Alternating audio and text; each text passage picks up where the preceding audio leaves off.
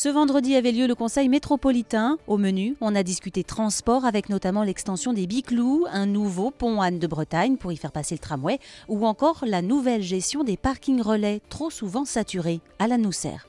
La circulation est dense, porte de Vertou, et sur le parking relais, la barrière n'a même pas le temps de se baisser.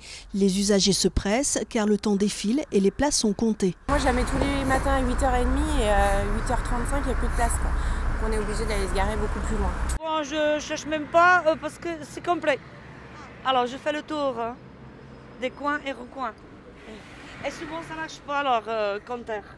Vite saturé, c'est ce que répondent tous les automobilistes interrogés ce matin.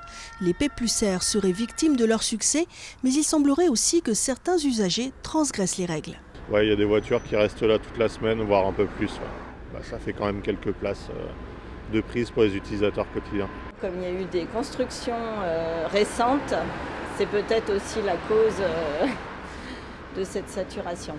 Ces voitures tampons, il faut s'en débarrasser, c'est la résolution de l'agglomération.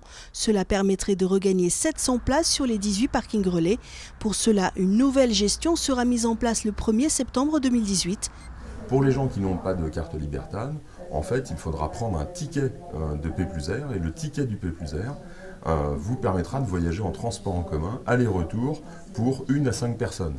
Donc vous voyez qu'on essaie aussi d'encourager le covoiturage, puisque ça reviendra à 4,50 € pour voyager à partir de 2, on est nettement gagnant.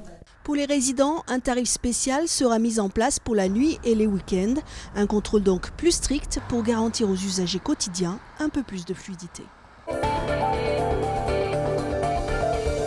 L'ouverture des commerces le dimanche gagne du terrain dans l'agglomération nantaise. Un nouvel accord vient d'être signé pour les 3 prochaines années. Il prévoit 3 dimanches d'ouverture contre 2 actuellement, mais certaines zones commerciales pourraient ouvrir malgré l'interdiction les concernant cette année. Vous savez, c'est chaque maire qui signe les arrêtés, pour être précise. Donc moi, cette année, sur Nantes, je n'ai pas de commerce qui dit qu'il ne respectera pas les règles du jeu. Mais je crois que l'ensemble des maires concernés ont été très clairs. À nouveau, aujourd'hui, oui, si l'accord n'est pas respecté, c'est prendre le risque que l'année prochaine, il n'y ait pas d'arrêté du tout. Donc moi, je fais confiance aujourd'hui à la responsabilité collective des acteurs du territoire. Plein feu, la nouveauté pour la cloche, c'est aussi dans le titre. La 98e revue du cabaret nantais revient une nouvelle fois du 30 décembre au 18 février. Première escale à la carrière de Saint-Herblain le samedi 30 décembre à 20h30.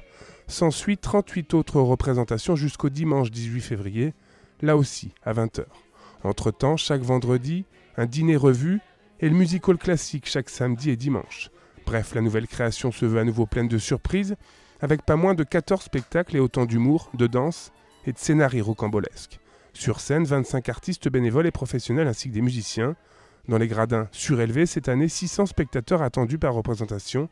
Et dans les coulisses, des changements de costumes en parfois 30 secondes. Et à l'année, des répétitions en pagaille. Rencontre à présent avec 2 jeunes magiciens de Nantes et de Guérande. Ce week-end, au TNT, ils présenteront leur tout premier spectacle officiel. Jérôme Alain a suivi Magisterium à quelques heures de leur première scène.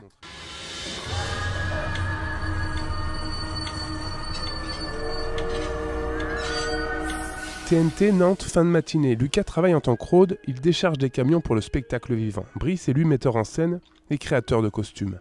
À eux deux, ils forment Magisterium, ou le cabaret des curiosités, un spectacle de magie où s'entremêlent 20 tours sur scène.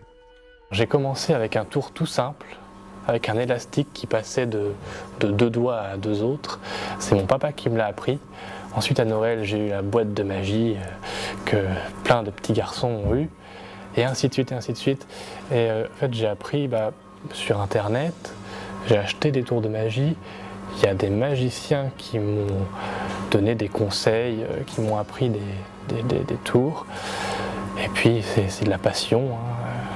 C'est tout le temps penser à la magie, tout le temps apprendre. Les 2 acolytes sont adeptes du quick change, entendez par là un changement de veste, de chemise et tout le tout-team en 5 secondes. Ils s'inspirent d'Arturo Brachetti, un Italien adepte du genre depuis 40 ans. Ce matin, ils n'ont pas voulu nous dévoiler leurs secrets, ni rien nous montrer. J'ai voulu donner une identité un peu polymorphe au costume, c'est-à-dire que Lucas parle d'un vieux monsieur qui fait ses mémoires et donc on est dans un espèce de flashback où il y a différents personnages et donc du coup j'ai voulu montrer ça à travers les costumes. Aujourd'hui je ne vis pas de la magie, mais j'espère bien que ça va le devenir un jour.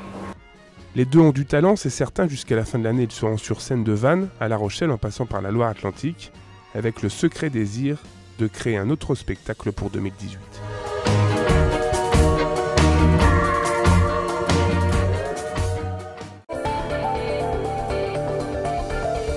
Ils sont passés tout près d'un deuxième exploit en moins d'une semaine. Les handballeurs nantais ont concédé le match nul 27 partout face au PSG hier devant les 10 000 spectateurs de la salle XXL. Menés au score la majeure partie de la rencontre, les hommes de Thierry Henty ont fini par revenir à hauteur des Parisiens et ont eu une dernière occasion de l'emporter dans les derniers instants de la rencontre. Avec ce match nul, l'EH est désormais 6e au classement de Star League. Le HBC Nantes retrouvera le PSG dès la semaine prochaine en quart de finale de la Coupe de la Ligue, à Paris cette fois.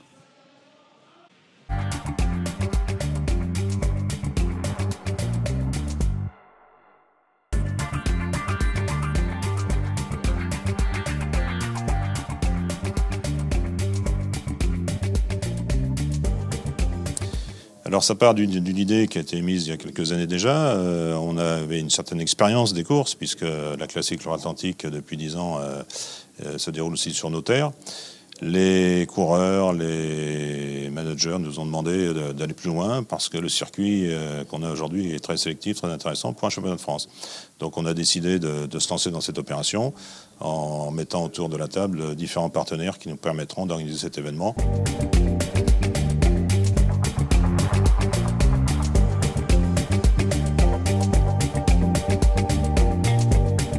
Alors c'est un gros challenge qu'on se donne effectivement, hein. Donc on a mis autour de la table différents partenaires, à la fois pour le financement de l'opération et puis ensuite pour toute l'animation.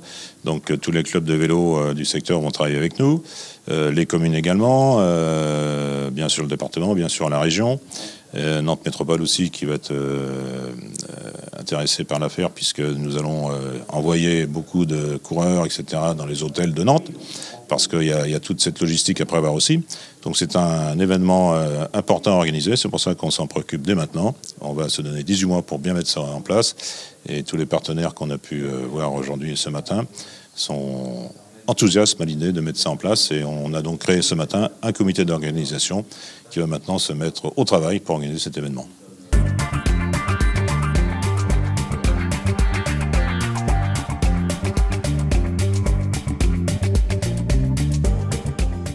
Jeudi, ça sera les épreuves contre la montre, en hommes et femmes. Le samedi, ça sera le matin l'épreuve pour l'élite amateur. L'après-midi, ça sera donc l'élite femmes. Et le dimanche, bien sûr, il y aura uniquement, car la course fait très exactement quelques 260 km, ça sera donc les hommes au niveau professionnel. Le vendredi, on fera sans doute des animations style organisation de cyclotourisme, circuit VTT, etc. pour permettre aux spectateurs de participer aussi, éventuellement. Donc c'est tout un tas d'animations qui va se mettre en place. Et puis on aura bien sûr l'aspect médiatique qui n'est pas négligé puisque ces compétitions sont télévisées.